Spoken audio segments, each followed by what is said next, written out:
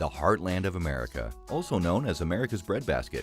It is here where the vast majority of the food that finds its way to our dinner table comes from. These farmers work hard to efficiently grow the food we all rely on, but one of the country's staple agricultural products could be extremely harmful to them and consumers. McDivitt Law Firm spent a week traveling the heartland conducting town hall meetings to discuss the dangers associated with the herbicide RoundUp, and in particular, the chemical glyphosate found in RoundUp. The specific purpose of the trip that we're on is to allow people to understand what the issues are involving RoundUp. In March of this year, the International Agency for Research in Cancer, a subdivision of the World Health Organization, concluded that it was probably carcinogenic. And so we want the public to understand the dangers of it and the potential that they have to work with us in filing a claim with a number of other clients against Monsanto for the injuries they've received. Our first stop took us to Salina, Kansas, followed by a stop in Columbia, Missouri.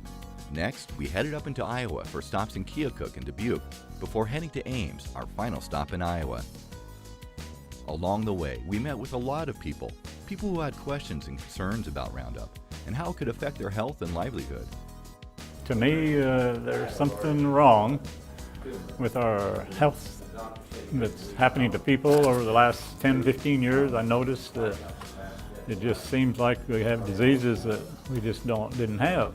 You see all the little kids. There's something terribly wrong with the numbers that you see in Iowa City and the problems that these kids have. Their immune systems should be 101% functional, and yet there's untold problems. I wasn't aware of the 4 diseases that it seems to primarily be addressing, and maybe because those diseases are more easily affected by the glyphosate. Right now, obviously, from Monsanto, those facts are not being released. And in fact, we're being told that there's nothing wrong with it, it's not a problem. I just think that they should know about it and what it does to your body, how it affects you. And I think everybody should be aware of it so they can make a choice of whether to use it or not. After some very productive meetings in Iowa, it was off to our final 2 stops, first in Kearney, Nebraska, and finally back to our home state of Colorado for a stop in Fort Morgan.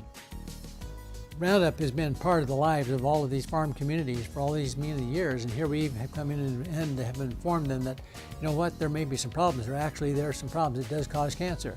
So we've had some mixed reactions there. However, I've also been impressed with the number of people who've shown up who do have problems from this, and they are convinced that there's nothing else to explain why they have the cancers they do. Our goal of the trip was to get the word out about the dangers associated with the glyphosate found in RoundUp, but we only reached a fraction of the people potentially affected by the chemical. Help us spread the word and share this video to anyone who you think has suffered as a result of exposure to RoundUp.